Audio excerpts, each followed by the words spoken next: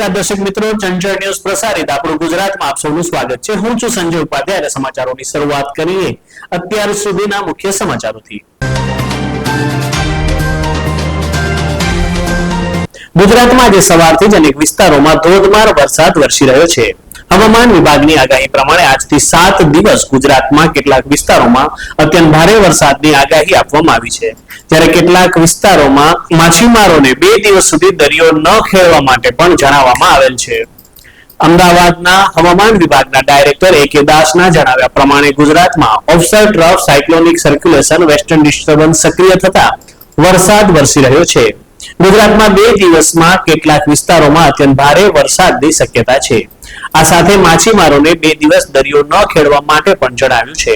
આ સાથે તેમણે જણાવ્યું હતું કે ડાંગ, તાપી, આણંદ, વડોદરા, સાબરકાંઠા, અરવલ્લી, મહીસાગર, અમદાવાદ, ખેડા, પંચમહાલ, અમરેલી, ગાંધીનગર અને દાહોદમાં આજે ઓરેન્જ એલર્ટ આપવામાં આવી છે. એટલે કે આ જિલ્લાઓમાં ભારેથી અતિભારે વરસાદની આગાહી આપવામાં આવી છે. આજે સવારથી દક્ષિણ ગુજરાતના કેટલાક વિસ્તારોમાં ધોધમાર વરસાદ તો કેટલાક વિસ્તારોમાં ધીમી ધારે વરસાદ થઈ રહ્યો છે.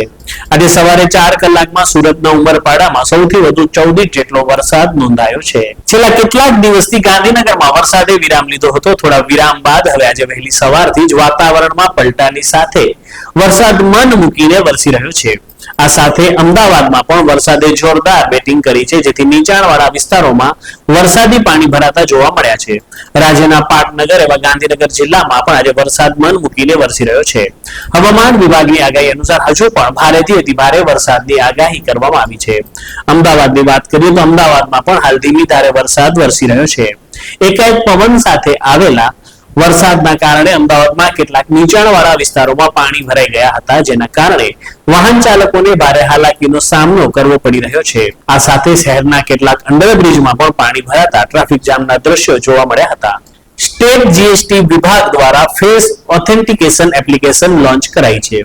સમગ્ર દેશમાં ગુજરાત રાજ્યમાં સૌપ્રથમવાર સ્ટેટ જીએસટી વિભાગ દ્વારા ફેસ ઓથેન્ટિકેશન એપ્લિકેશન લોન્ચ કરાઈ છે. એપ્લિકેશન રાજ્યના ઉર્જા અને પેટ્રોકેમિકલ્સ મંત્રી કનુભાઈ દેસાઈ દ્વારા લોકાર્પિત કરવામાં આવી છે. આ એપ્લિકેશનનો પ્રારંભ કરનાર ગુજરાત દેશમાં પ્રથમ રાજ્ય બન્યું છે. રાજ્યના ઉર્જા અને પેટ્રોકેમિકલ્સ મંત્રી કનુભાઈ દેસાઈએ સ્ટેટ જીએસટી વિભાગ ફેસ ઓથેન્ટિકેશન વિભાગ લોન્ચ કરવા અંગે જણાવ્યું હતું કે આ સિસ્ટમથી જીએસટી ને લઈને થતા કૌભાંડ અટકશે. અત્યાર સુધી આ પ્રક્રિયા બાયોમેટ્રિક દ્વારા થતી હતી, જેમાં ગરીબોને લાલચ આપીને આધારમાં મોબાઈલ નંબર બદલી કૌભાંડ કરવામાં આવતા હતા. હવે ગુજરાતમાં આ સેવાનો પ્રારંભ થતા આઈડેન્ટિટી વેરિફિકેશન થશે. ગુજરાતના મુખ્યમંત્રી શ્રી ભૂપેન્દ્રભાઈ પટેલનો આજે જન્મદિવસ છે. આજે વહેલી સવારે જ તેઓ અડાલજ ત્રિમંદિર ખાતે દાદા ભગવાન મંદિરમાં દર્શન અર્ચન કરીને દિવસ કાર્યનો પ્રારંભ કર્યો હતો. મુખ્યમંત્રી શ્રીએ ત્રિમંદિર પરિસરમાં પૂજ્ય દાદા ભગવાન પૂજ્ય નીરુમાની સમાધિ પર શીશ ઝુકાવીને આશીર્વાદ મેળવ્યા હતા અને દેવી દેવતાઓના દર્શન તેમજ શિવ મંદિરમાં જલાભિષેક કર્યો હતો. મુખ્યમંત્રી શ્રીએ જન્મદિવસ અવસરે રાજ્યના સૌના સ્વાસ્થ્ય, સુખાકારી, સમૃદ્ધિ અને સમગ્ર રાજ્યના સમગ્રતા અવિરત વિકાસ માટે પ્રાર્થના કરી હતી. મુખ્યમંત્રીશ્રીએ મંદિર પરિસરમાં દર્શનાર્થીઓનું ઉષ્માપૂર્ણ અભિવાદન પણ ઝીલ્યું હતું. આરોગ્ય મંત્રી ઋષિકેશ પટેલે જણાવ્યું છે કે ચાંદીપુરા વાયરલ અને એનેફિલેક્સિસ રોગથી ગભરાવાની જરૂર નથી, પરંતુ સાવચેતી રાખવાની જરૂર છે. આ કોઈ નવો રોગ નથી. સામાન્યપણે વરસાદી ઋતુમાં અને તેમાં પણ ખાસ કરીને ગ્રામીણ વિસ્તારમાં જોવા મળતો રોગ છે, જે વેક્ટર અસરગ્રસ્ત સેન્ડ ફ્લાયના કરડવાથી થાય છે અને ખાસ કરીને 9 મહિનાથી 14 વર્ષની ઉંમરના બાળકોમાં જોવા મળે છે. હાઈ ગ્રેડ તાવ, ઉલટી, ઝાડા, માથાનો દુખાવો અને ખેંચ આવવી આ રોગના મુખ્ય લક્ષણો છે. આ પ્રકારના લક્ષણો બાળકોમાં જોવા મળે ત્યારે તાત્કાલિક તબીબી સલાહ લેવા મંત્રીએ અનુરોધ કર્યો છે. મંત્રીએ રાજ્યમાં હાલ આ રોગની સ્થિતિ વિશે જણાવ્યું હતું કે રાજ્યમાં અત્યાર સુધીમાં ચાંદીપુરાના 12 જેટલા શંકાસ્પદ કેસ જોવા મળ્યા છે, જેમાંથી 6 દર્દીઓ હાલ સારવાર હેઠળ છે. સાબરકાંઠા જિલ્લામાં 4, અરવલ્લી જિલ્લામાં 3, મહીસાગર અને ખેડા જિલ્લામાં એક શંકાસ્પદ કેસ, જ્યારે રાજસ્થાનમાં 2 દર્દીઓ અને મધ્યપ્રદેશમાં 1 દર્દીઓ કે જેઓએ ગુજરાતમાં સારવાર મેળવી હોય, આમ કુલ 12 શંકાસ્પદ કેસ નોંધાયા છે, જે તમામના સેમ્પલ પૂના ખાતેની લેબોરેટરીમાં પરીક્ષણ માટે મોકલવામાં આવ્યા છે. રાજ્ય આરોગ્ય વિભાગ અગમચેતીના ભાગરૂપે આ રોગનો ફેલાવો અટકાવવા માટે રાઉન્ડ ધ ક્લોક કામ કરી રહ્યું છે. ગાંધીનગર શહેર વસાહત મહાસંઘ અને જિલ્લા કાનૂની સહાય સમિતિના સહયોગથી તારીખ 16/7/2020 ના મંગળવારે સાંજે 4:30 કલાકે સેક્ટર 5 સિનિયર સિટીઝન હોલ ખાતે આંતરરાષ્ટ્રીય ન્યાય દિવસને અનુલક્ષીને સામાન્ય નાગરિકોને કાયદાકીય જાણકારી મળી રહે તેવા આશયથી કાનૂની શિબિરનું આયોજન કરવામાં આવ્યું છે.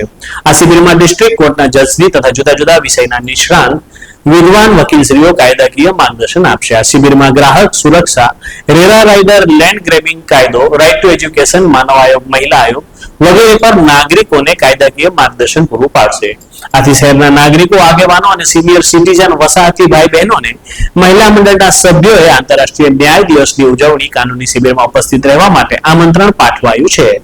Shri Sahajanand school of achiever Siholi મોટીના કેજીના બાળકોને પોલીસ સ્ટેશનની મુલાકાત કરવા માટે સ્કૂલના પ્રિન્સિપાલ અને ટીચરો દ્વારા ખૂબ જ સરસ રીતે આયોજન કરવામાં આવ્યું હતું. ગાંધીનગરના મોટા ચિલોડા પોલીસ સ્ટેશન ખાતે શ્રી સહજાનંદ સ્કૂલ ઓફ એચીવરના કેજીના બાળકોને પોલીસ સ્ટેશનની મુલાકાત માટે લાવવામાં આવેલ હતા, જેમાં પોલીસ સ્ટેશન તરફથી ખૂબ જ સારો સહકાર મળ્યો હતો.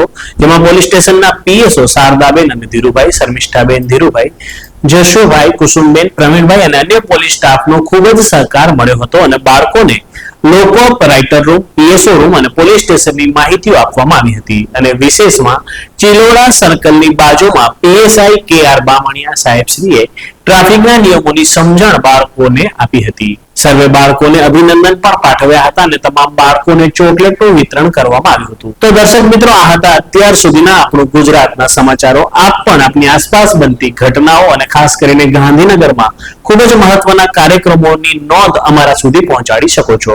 અમારો મોબાઈલ નંબર છે 9427613251 અને 9427613250. તો આપ આપની સમસ્યાઓ, આપની નજીકની મહત્વના ઘટનાઓ અને સમાચારો ચોક્કસ અમારા સુધી પહોંચાડશો. ચંચળ ન્યૂઝનો આપણો ગુજરાત વિભાગ તેને વાચા આપવા પ્રયાસ કરશે. તો સમાચારોમાં બસ આટલું જ. રજા આપશો. નમસ્કાર.